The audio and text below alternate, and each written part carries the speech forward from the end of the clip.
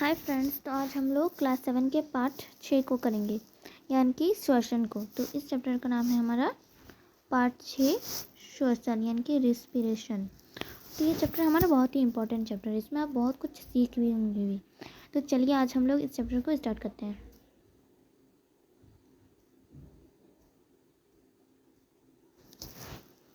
तो सबसे पहले हम लोग रिस्पिरेशन यानी कि श्वसन के बारे में जानेंगे। तो सोबिया अपने दादा दादी की अधीरता से प्रतीक्षा कर रही, जो 2 साल के बाद शहर आ रहे हैं।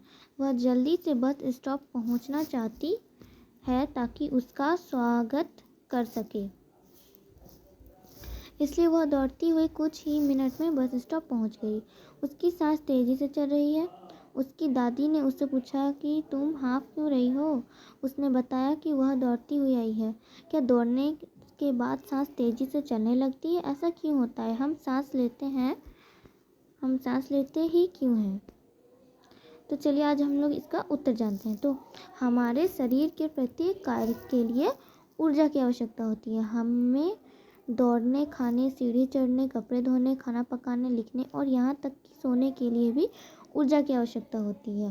तो यह ऊर्जा कहाँ से आती है? यह ऊर्जा भोजन से हमारे शरीर को प्राप्त होती है, परंतु भोजन में संचित ऊर्जा की विमुक्ति के लिए श्वसन आवश्यक है। तो भोजन से संचित ऊर्जा को विमुक्त करने की प्रक्रिया श्वसन कहलाती है। तो आइए श्वसन के अंतर्गत विभिन्न प्रक्रियाओं के बारे में जानने का प्रयास करते हैं। तो श्वसन की विभिन्न अवस्थाएं। तो संपूर्ण श्वसन क्रिया को 2 प्रमुख भागों में बांटा गया है। तो अब कौन कौन से 2 प्रमुख भाग चलिए जानते हैं। तो इसको 2 भागों में बांटा गया। तो कौन कौन से 2? तो पहला बाह्य श्वसन और दूसरा आंतर श्वसन।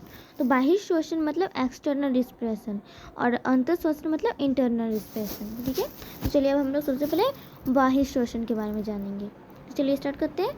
तो बाह्य श्वसन मतलब क्या होता है पता है? मतलब बाहरी वातावरण में ऑक्सीजन को कोशिकाओं में पहुंचाना तथा उसके उपयोग के बाद कार्बन डाइऑक्साइड को कोशिकाओं से बाहरी वातावरण में छोड़ने की प्रक्रिया बाह्य श्वसन कहलाती है। मतलब जब हम लोग कार्बन डाइऑक्साइड को बाहर छोड़ते हैं उसे बाह्य श्वसन कहते हैं। ठीक है, तो बाह्य श्वसन में होने वाली क्रिया को भी 2 भागों में बांटा गया है। तो कौन कौन से? पहला श्वास और दूसरा गैसों का परिवहन यानी ट्रांसपोर्टिंग ऑफ गैसेज। श्वास यानी कि ब्रीथिंग।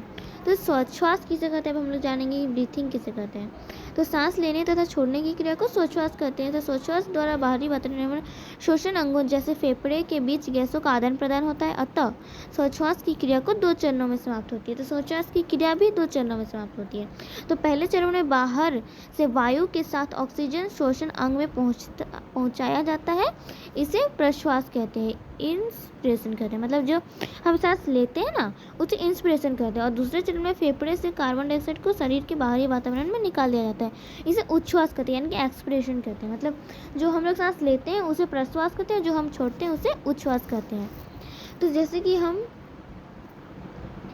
सांस लेते हैं उसे यही है, जो हम सांस लेते हैं कि उसे इंस्पिरेशन कहते हैं, जो हम सांस छोड़ते हैं उसे एक्सपीरेशन। ओके, तो अतः श्वास वह प्रक्रिया है जिसमें वातावरण से ऑक्सीजन युक्त हवा प्रश्वास की क्रिया द्वारा शरीर के भीतरी फेफड़ों में ली जाती है तथा कार्बन डाइऑक्साइड मिश्रित हवा को उच्छ्वास की क्रिया द्वारा फिर फेफड़े से वातावरण में लौटा दिया जाता है। तो श्वास पूर्णतः यांत्रिक प्रक्रिया यानी कि मैकेनिकल प्रोसेस है। तो गैसों का परिवहन, हमें इसके बारे में श्वास के बारे में जान लिया यानी कि ब्रीथिंग के बारे में। अब हम लोग जानेंगे गैसों का परिवहन यानी कि ट्रांसपोर्टिंग ऑफ गैस के बारे में। तो इस क्रिया में अंतर्गत ऑक्सीजन रक्त के माध्यम से कोशिकाओं में पहुंचता है।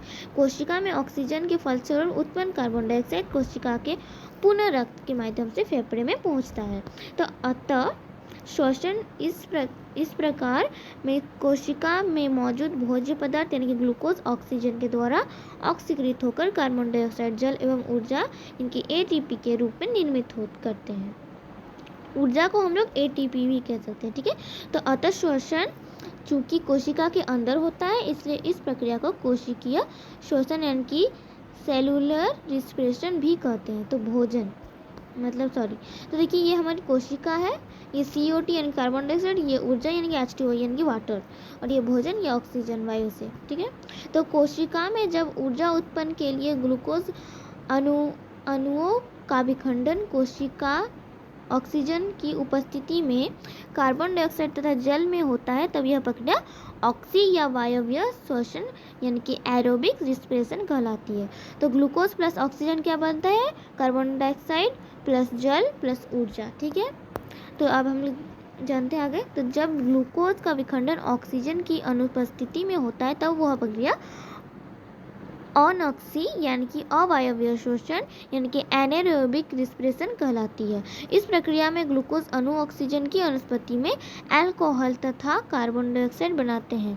इसके साथ ऊर्जा का भी उत्पन्न होता है। तो ग्लूकोज किससे बनता है? Alcohol plus carbon dioxide plus ऊर्जा से हमारा बनता है ग्लूकोज। तो ईस्ट, अब हम लोग ईस्ट के बारे में, ईस्ट में अवायवीय शोषण।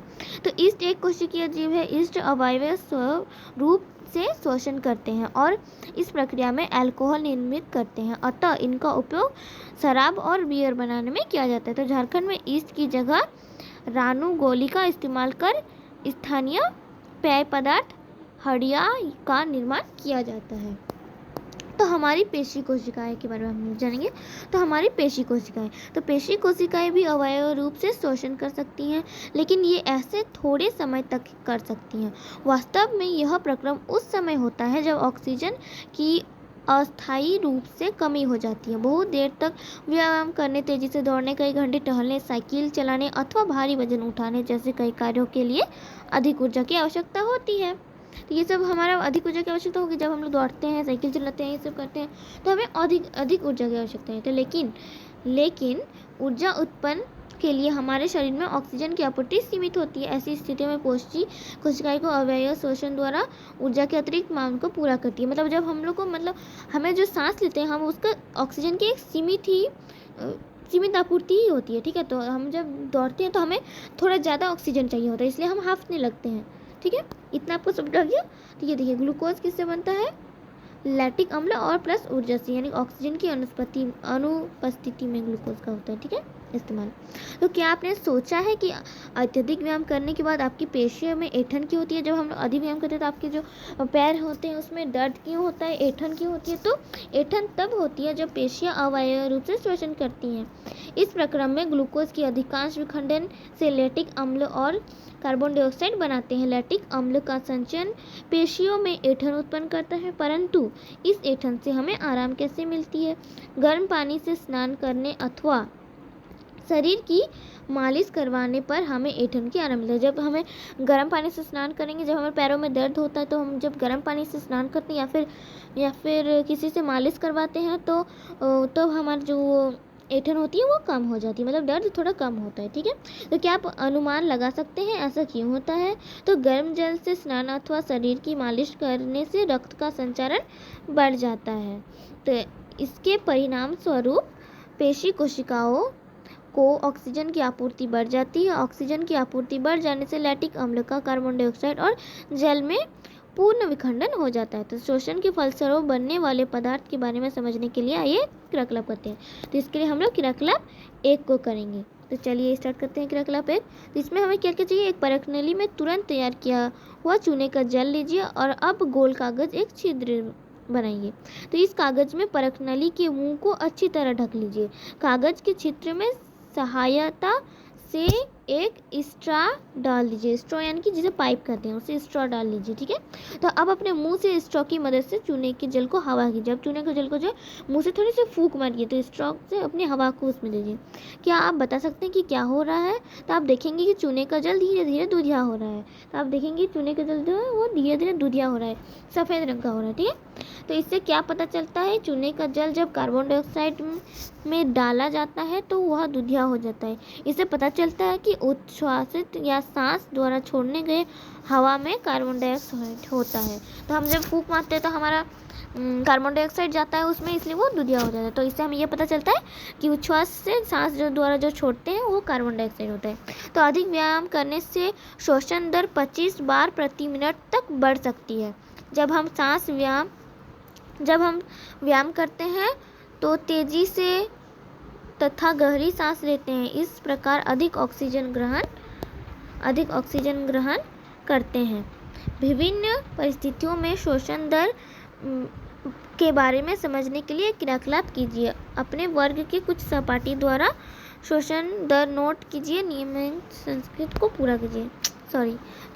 सारणी को पूरा कीजिए। तो यहाँ सारणी दी है, इसे आपको पूरा करना है। तो इसे मैं आप में छोड़ती हूँ, इसे आपको खुद से करना है। ओके, तो ऊपर की सारणी से यह बिल्कुल स्पष्ट है कि शारीरिक मेहनत करने पर हम सांस लेने से दर तेजी से आती है। यह इस मॉडल में गुब्बारे किस अंग में प्रदर्शित करते हैं, रबर की परत कैसे प्रदर्शित करती है। अब हम ये सब जानेंगे किसे, श्वास क्रिया के द्वारा, यानी कि हम लोग अब क्रियाकलाप 2 को करते हैं। चलिए, तो पहले एक गहरी सांस लीजिए। अपने हथेली पर उदर पर रखिए और उदर की गति को अनुभव कीजिए। अब क्या पाते हैं, तो श्वसन के दौरान वक्ष गुहा में माप परिवर्तन होता है। आइए इस क्रियाकलाप से